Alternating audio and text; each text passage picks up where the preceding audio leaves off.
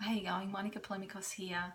I just came back from an interesting workshop on breathing, uh, and I went in there thinking, oh, okay, what am I going to learn here? This is something that I do when I'm asleep, but I was pleasantly surprised, and also it reminded me of some of the wisdom and guidance from Dr. Andrew Weil, who is a functional medicine doctor who focuses on natural approaches to healing, and I remember reading in one of his books, way back when I first started getting interested in natural medicine and healing in the natural way. And he said this about breathing. He said, it's one of the things that we obviously take for granted because we all breathe, but it's the most important aspect that we actually need to do right and do correctly. Because we can live without food for a little while, some possibly even weeks, and water without days, but we can't actually live without breathing. We can't live without air, and so I was really reminded of that quote and reminded of the importance of actually learning how to breathe correctly. And so I attended this workshop with Tess Graham, and so she's a pioneer in this field of developing correct breathing techniques for health, for relieving conditions such as asthma and anxiety and sleep apnea, snoring and things like that. And so really my interest was from that kind of anxiety, panic perspective, and how breathing really does impact, can contribute, and also can lessen the severity of those conditions. So I've bought her book, Relief from Anxiety and Panic. So that's her book here, and I'll and many of the techniques and things that she spoke about in this workshop that I attended are in this book. So that's definitely a few of those approaches and steps that I'll be implementing with my clients and sharing, and hopefully sharing a few with you in this video. So basically, it's what I wanted to share was to really actually highlight the importance of correct breathing and also how we can actually make those adjustments easily and effortlessly, and why it's so important. Something so small and something that we kind of just do naturally, how that can actually have a major impact on our health and well-being, on things like anxiety and depression, on asthma, and our overall sense of coping too from day to day, energy levels, tiredness, things like that.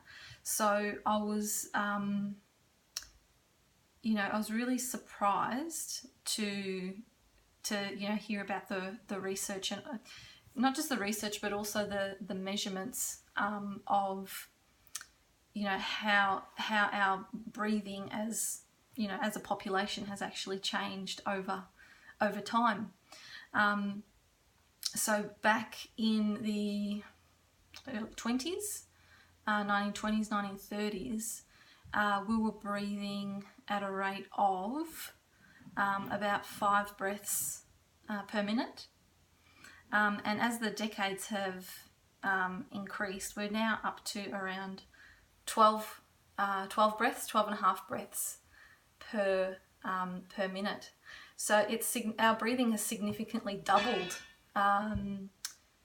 since the early, 20s and 30s. And I just find that intriguing, the correlation actually, in terms of how our breathing has changed, and also how the prevalence of anxiety and depression and all these other kind of conditions, breathing related conditions, have also been on the increase too. So, I think we're up to about 17% of women and 10% of men have some sort of anxiety disorder. And I mentioned anxiety, and because obviously I work with a lot of anxiety sufferers, but I will mention that a lot today, because anxiety is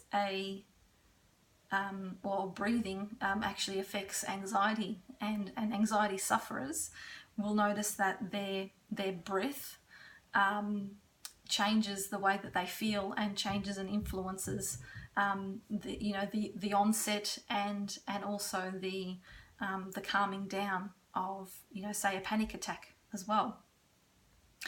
And so when we talk about breathing, breathing is when it's dysfunctional, so when we're not breathing correctly, it can affect quite a number of processes in the body. So cardiovascular, it can have an effect on cardiovascular. So the way your blood or your heart is pumping blood and oxygenating your body. It can have an effect on the gastroenterological. Sorry, I haven't pronounced that correctly, but your gastro tract. It can also have an effect on your psychology, and your general kind of feeling of well-being as well. So, if you're hyperventilating in a panic attack, you can feel like you're actually losing your mind. You can feel like you're going to die, because anxiety and panic has that effect, as if like you're having a heart attack. 30% of people who go into hospitals thinking they're having a heart attack are actually having a panic attack. So that's how huge this problem is, and anxiety is. And so, so that's something that I definitely wanted to highlight to you. And also, what actually is proper breathing, right? Because, if I was to ask you, well, how do you breathe properly? You'd probably say, well, you just breathe. You just breathe normally. And for some people that's actually different to the other person. So I'll go through a few of the points about what proper breathing is with you, so that you can actually recognize this in yourself. So proper breathing is rhythmic and it's regular, so it's has a consistent nature. It's silent, so there shouldn't be any of this kind of panting, like struggling to breathe and wheezing. It's actually nasal, so breathing should be done through the nose, in and out, which is contrary to perhaps some of the majority of breathing practices and instructions. You often have heard people suggest to calm down, take really big deep breaths in through your nose and out through your mouth. Well, that's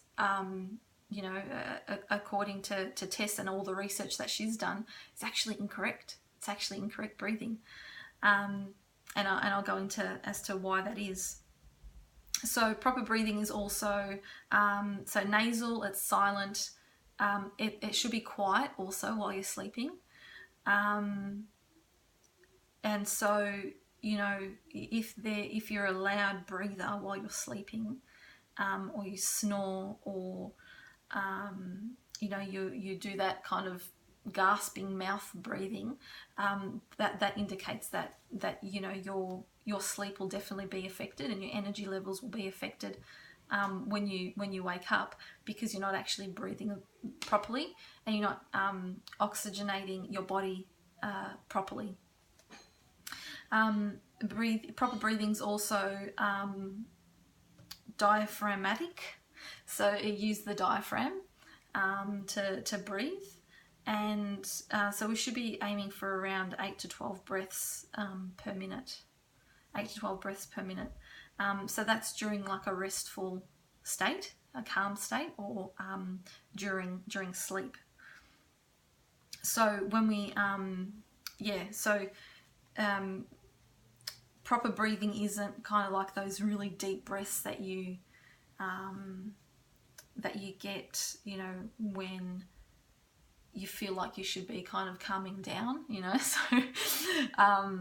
So you know, those really deep breaths in, that's not proper breathing at all, and that can disturb and exacerbate anxiety even more, which is just amazing, because it just is so contrary to what we've been told, you know, and the instructions that we've been given. So we don't do that. We don't do those deep that deep breathing, because it actually over oxygenates your body, and you can't. So when you're breathing in oxygen, there's only so much your body can actually absorb anyway. And the thing is that with over breathing, you tend to lose carbon dioxide, which is actually a very important substance.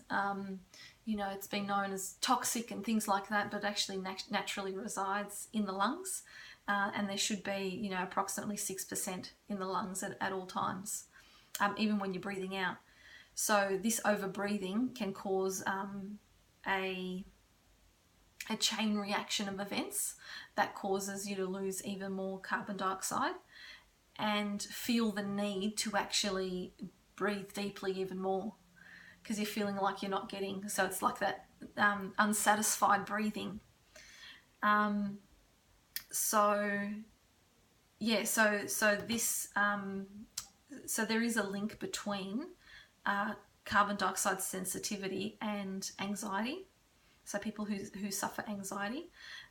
So when there is a drop in carbon dioxide in the body, it can actually trigger the feeling of anxiety. It can trigger the feeling of needing to take those deep breaths in to get more oxygen in, which it doesn't actually, you know, help the brain get, you know, any more oxygen.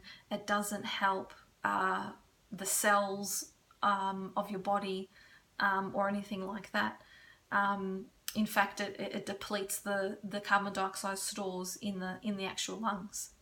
So I just wanted to show you a diagram, and I'm not sure if you'd be able to see this clearly because it's in the book, but I just wanted to show you a picture, and it's of brain scans, and these brain scans represent one side is natural breathing, and the other side is illustrates what happens during hyperventilating.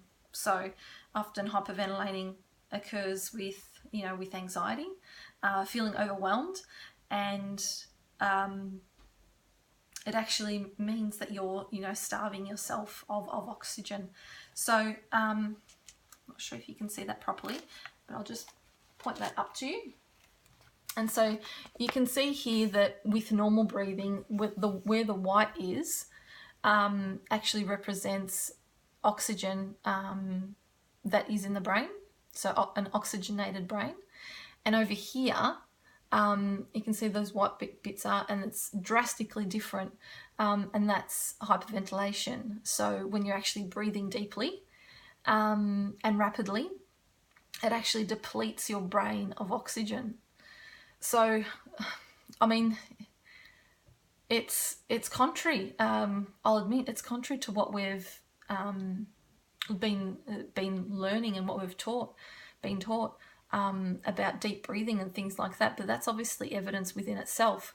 A clear brain scan that indicates that, you know, with those deep breaths and hyperventilating, that actually depletes the oxygen from the brain, and you know, we need oxygen in the brain to think clearly, to run all of our systems effectively for us. So you know, that's definitely, you know, something to consider, and I definitely recommend actually getting her book to read a little bit more about it and find out more for yourself. So just a little bit now on carbon dioxide, because carbon dioxide, you know, we've been taught that it's a toxin, and it's you know, not you know, it should be expelled from our body and system and things like that, but it is a necessary you know, substance in our body. And the thing is that why it's so important is that carbon dioxide actually regulates pH in the body. So pH stores, so you know, whether, you know, your body's slightly acidic or alkaline, it calms the nervous system, right? So when there is carbon dioxide and you're, you know, keeping a certain level, then it's telling the brain and the body that everything's good, everything's fine, okay?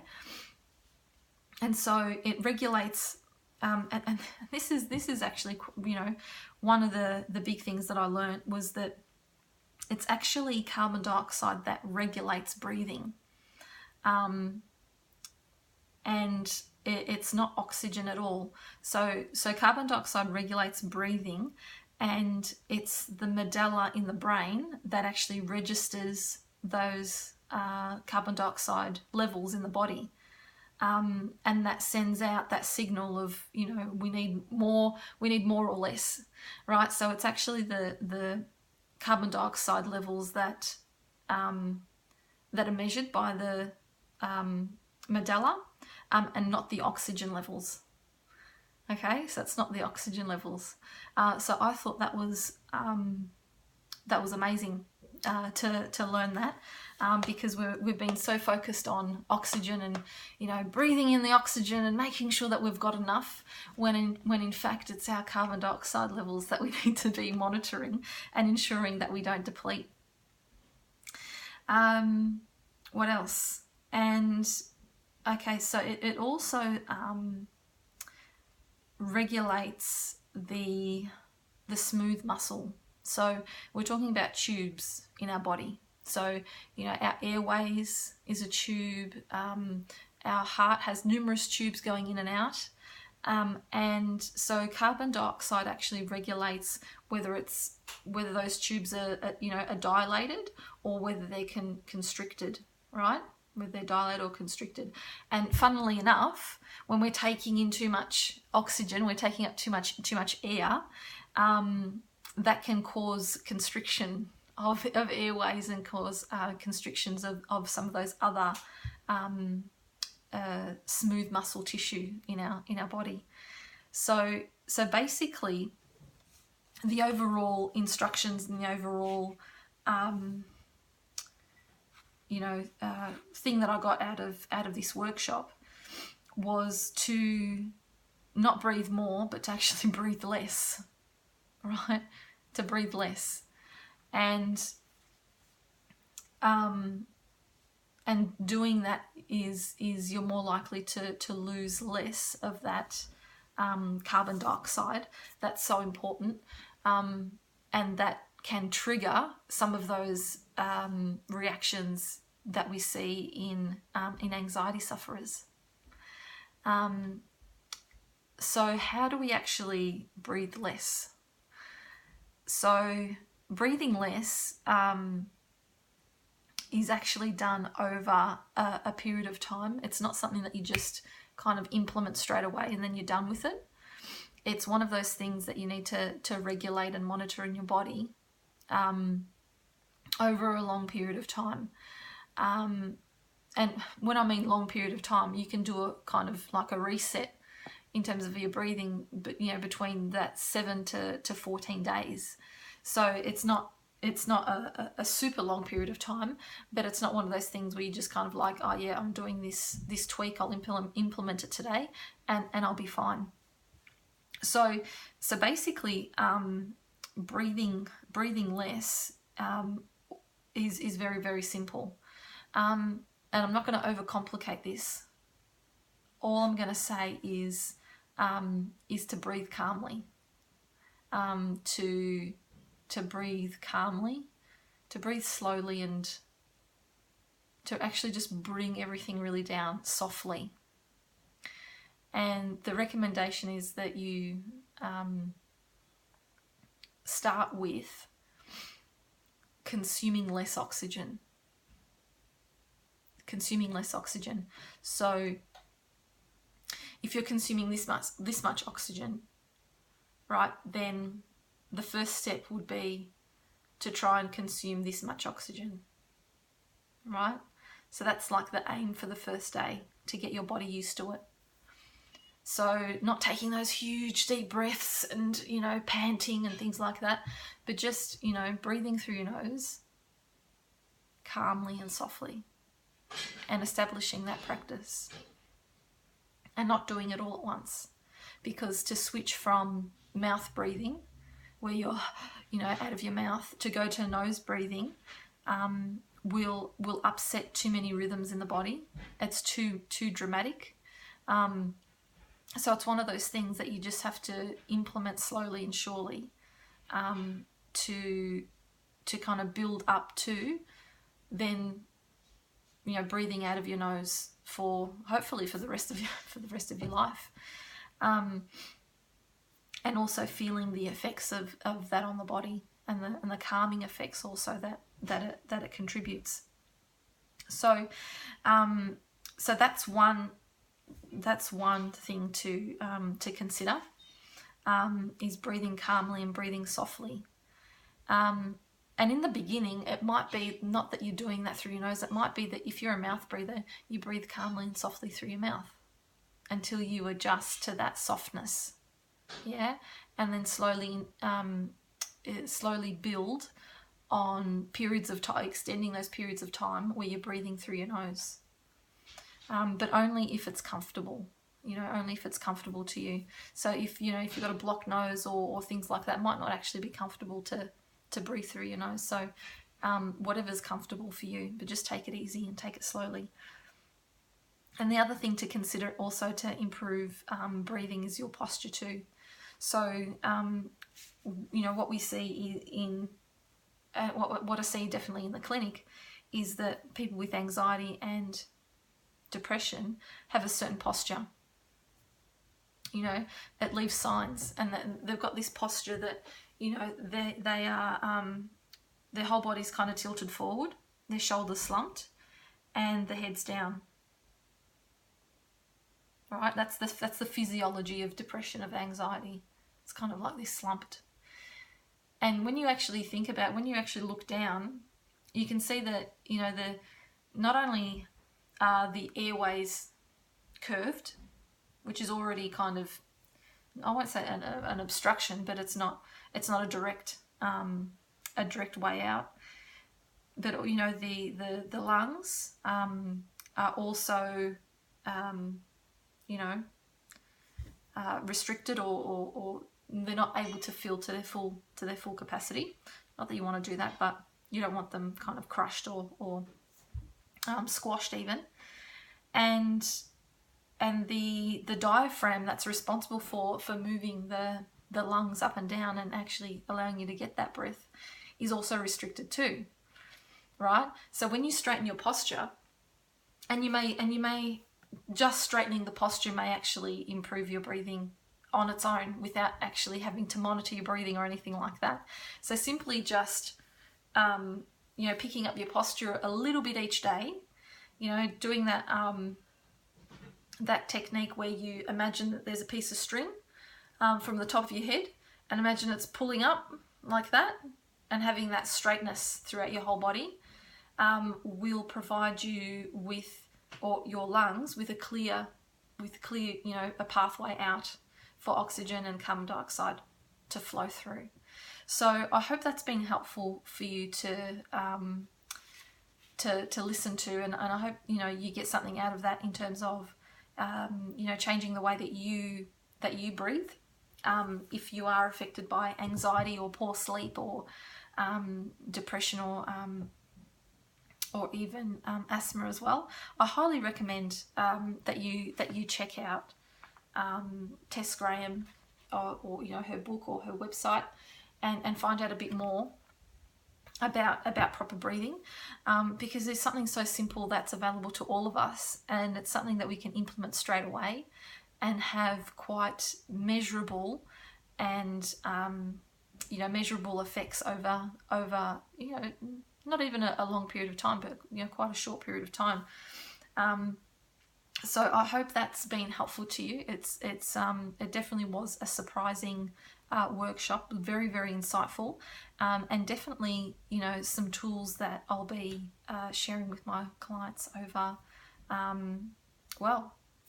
forever now, because they are so effective and so important to breathe properly for optimum health and functioning, and reduction in some of those areas that where breathing is affected, such as depression, anxiety. So thanks, and I hope that's been helpful. Bye for now.